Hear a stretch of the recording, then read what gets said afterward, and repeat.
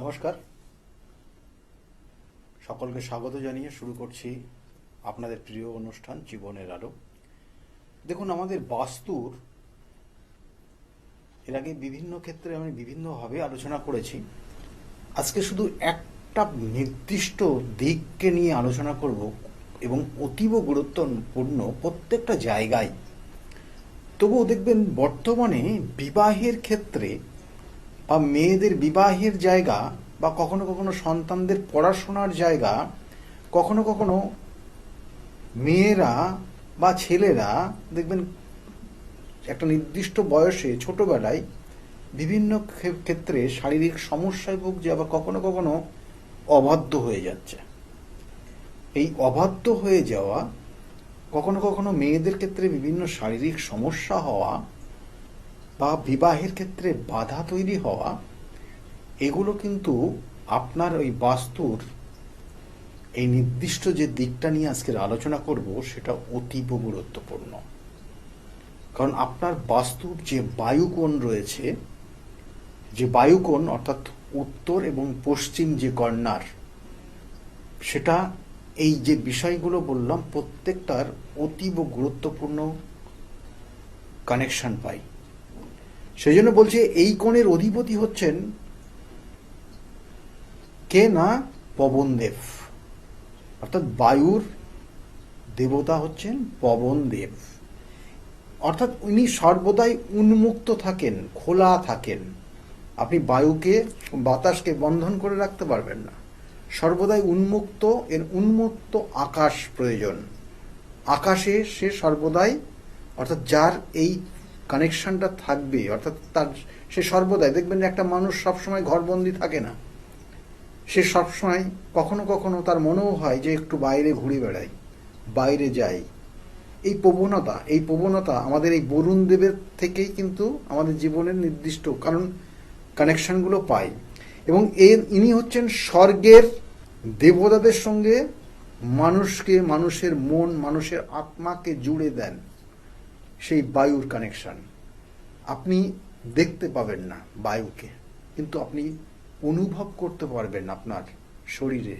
আপনার বায়ু অর্থাৎ আপনার গায়ে যখন হাওয়া লাগবে তখন আপনি অনুভব করেন যে না, গায়ে শীতল কিছু লাগছে, বা কখনো গরম যখন হাওয়া লাগবে তখনও আপনি বুঝতে পারেন যে সেটা অনুভব করতে পারেন। এবং ইনি হচ্ছেন অগ্নিদেবতার পরম মিত্র। অর্থাৎ এই অগ্নিদেবতার পরম মিত্র হচ্ছে এই বায়ুর দেবতা কে না, পবনদেব। কেন? কারণ একটা আগুন জ্বলছে, হয়তো টিম টিম করে জ্বলছে, সেখানে একটু হাওয়া দেবেন, বাতাস দেবেন, দেখবেন সেটা দাও দাও করে জ্বলবে। অর্থাৎ ওই যে সেখানে হাওয়ার সংযোগ, বায়ুর সংযোগ করবেন, দেখবেন অনেক ক্ষেত্রে, অনেক জায়গায়, বিভিন্ন দোকানে আপনি এমনি দেখবেন যে বিভিন্ন যেখানে খাবার তৈরি হয়, যেখানে আগুনের মাধ্যমে কাজ করা হয়, সেখানে বায়ুর সহযোগিতা নেওয়া হয়। কারণ বরুণদেব হচ্ছে অগ্নিদেবের বন্ধু। সেই জন্য আবার ওই অগ্নিকে নিয়ে এসে বায়ুর জায়গায় রাখবেন না, তাতে হিতে বিপরীত হয়ে যাবে। এবং এর সঙ্গে সঙ্গে বলছে কি না, ইনি এই জন্য বায়ু অগ্নিকে আরো জ্বলতে সাহায্য, অর্থাৎ বায়ুকে, অর্থাৎ অগ্নিকে আরো দাও দাও করে জ্বলার জন্য বায়ুর প্রয়োজন হয়। বায়ু সেখানে দেবে। এবং ইনি বলছে যে ইনি মৃত্যুলোকের, অর্থাৎ মৃত্যুলোকের বন্ধন এরকম কিছু আছে। অর্থাৎ দেখুন, একজন মৃত্যু শয্যায় রয়েছে, তার মৃত্যু শয্যায় খুব যন্ত্রণার মধ্যে রয়েছে, কষ্টের মধ্যে রয়েছে, সে হয়তো খুব বড় কিছু শাস্তি পাচ্ছে। তাকে এই লোকেই, আমি বলি না যে কর্মজীবনে কর্মফল, তাকে এই লোকে তার হয়তো পূর্বজন্মের কোনো কর্মফল করেছে, বা এই জন্মে কোনো অশুভ কর্মফল দিচ্ছে, তাহলে সে তার মৃত্যুর তুল্য, মৃত্যুর যন্ত্রণার মধ্যে রয়েছে, কিন্তু তার মৃত্যু হচ্ছে না, সে শাস্তি পাচ্ছে। তাই সেই শাস্তি থেকে মুক্তি করে, অর্থাৎ এই বায়ুই কিন্তু, অর্থাৎ এই বরুণ পবনদেবও কিন্তু মৃত্যু তুল্য যন্ত্রণা, মৃত্যু লোকে যাওয়ার জন্য, বা মৃত্যু লোকে সে যেতে পারছে না, তার শাস্তি ভোগ করছে, সেখান থেকেও কিন্তু এই বায়ুই কিন্তু, বা এই পবনদেবী কিন্তু সহযোগিতা করতে পারে। দেখবেন একটা মানুষ যে আপনি যদি দেখা গেলো যে এমন একটা পরিস্থিতির মধ্যে রয়েছেন, প্রচণ্ড কষ্ট হচ্ছে শারীরিক, আপনাকে যদি একটু বাতাস করা যায়। বিগত দিনে আগে তো আপনি গ্রামগঞ্জের দিকে দেখতেন, তো তখন তো ইলেকট্রিকের অতটা ছিল না। আজ থেকে আপনি যদি 20 বছর পিছিয়ে যান, দেখবেন সব জায়গায় ইলেকট্রিক ছিল না গ্রামের দিকে। তাহলে সেখানে তাল পাতার পাখা, সেটা যখন আপনি গায়ে লাগাতেন, মানে অতীব একটা শান্তি বিরাজ করতো আপনার মনের মধ্যে এবং আপনার শরীরে। তাহলে সেই যন্ত্রণা কষ্টকেও কিন্তু আপনি সেখান থেকে বেরিয়ে আসছেন, সেই যন্ত্রণা কষ্ট থেকেও আপনাকে নিবারণ দিচ্ছে, আপনাকে শান্তি দিচ্ছে। এবং এটা এই পবনদেবের সহযোগিতা হয়। ইনি বলছে অনেক পাপ কাজ যারা করে তাদেরকেও কিন্তু ইনি ক্ষমা করে দেন।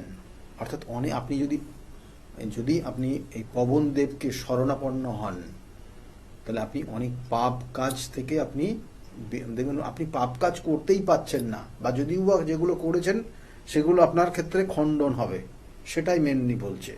তাই এই কন্যাটা অতীব, তাই বায়ুকোণ বলছে সর্বদাই কি না, বলছে এই বায়ুকোণ দিয়ে বলছে সর্বদাই কি আছে না, ঠান্ডা একটা হাওয়া অনুভূত হয় আপনার শরীরে।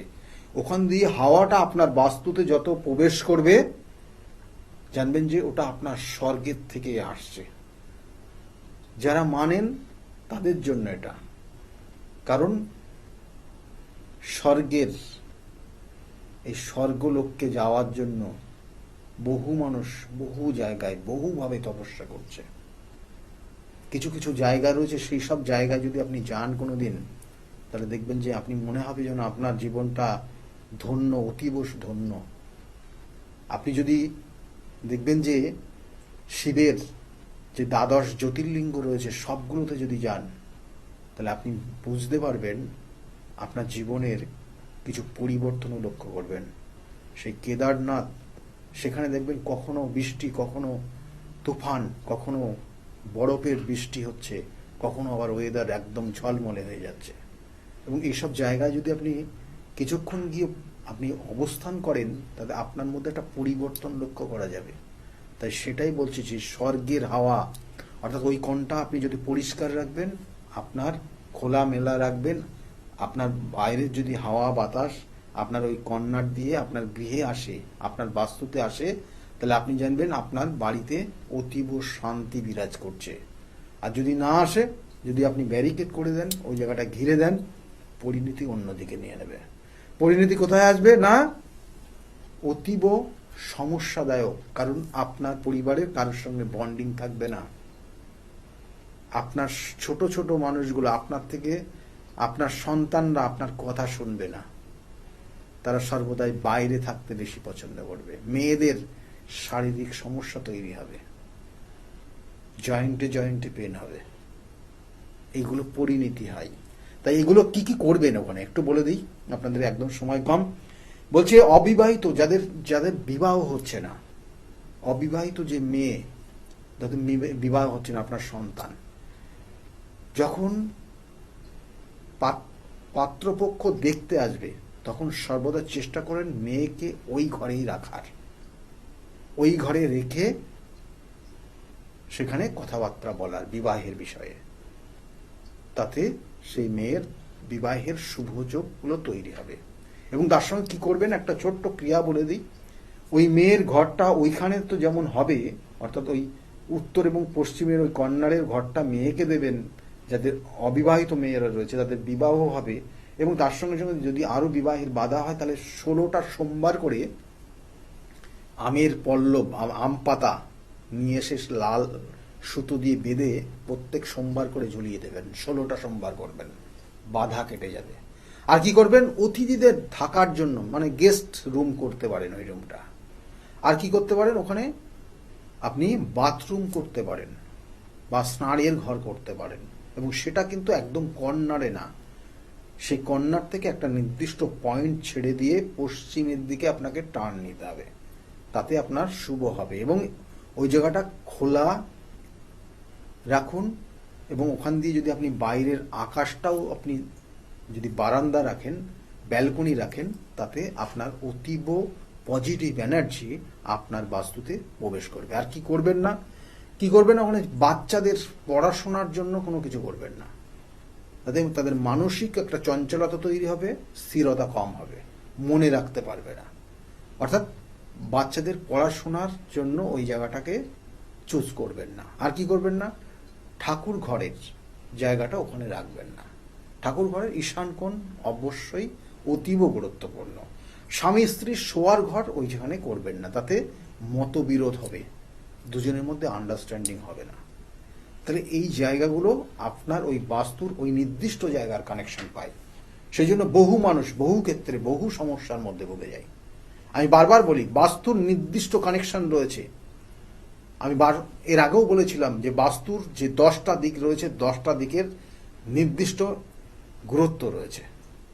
সেইগুলো যদি মেনে না চলেন, দেখবেন অনেকবার বাস্তুতে যে মেয়েরা কথা শোনে না, আপনার অবাধ্য হয়ে যাচ্ছে, সে আপনার কথা না শুনে সে দেখবেন শুধুমাত্র সে বাইরে থাকারই চেষ্টা করছে।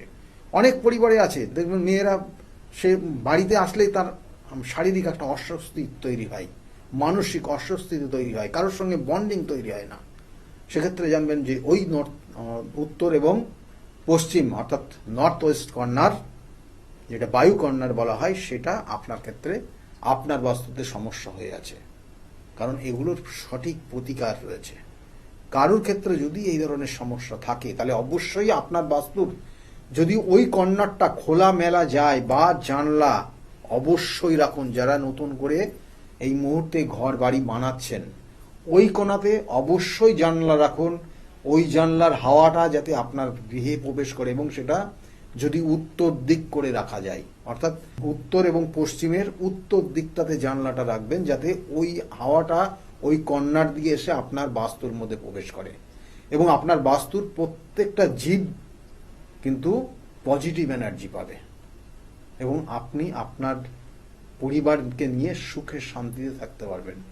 না হলে সমস্যা দিনের পর দিন হবে এবং আপনি দেখবেন প্রচুর অর্থ আপনার পরিবারের, আপনার যারা পরিবারে যারা মেয়েরা রয়েছে তাদের জন্য বিভিন্ন শারীরিক সমস্যার জন্য অর্থ ব্যয় হয়ে যাচ্ছে। আমি এই জন্যই বারবার বলি যে কিছু কিছু জায়গা রয়েছে, কিছু জায়গার কিছু নির্দিষ্ট কানেকশন রয়েছে। অনেক সময় এই যে বলছি দক্ষিণ অর্থাৎ উত্তর এবং পশ্চিম কর্নার বলছি ঠিকই, কিন্তু এর সঙ্গে সঙ্গে আরো অন্যান্য কর্নারগুলোও যুক্ত রয়েছে।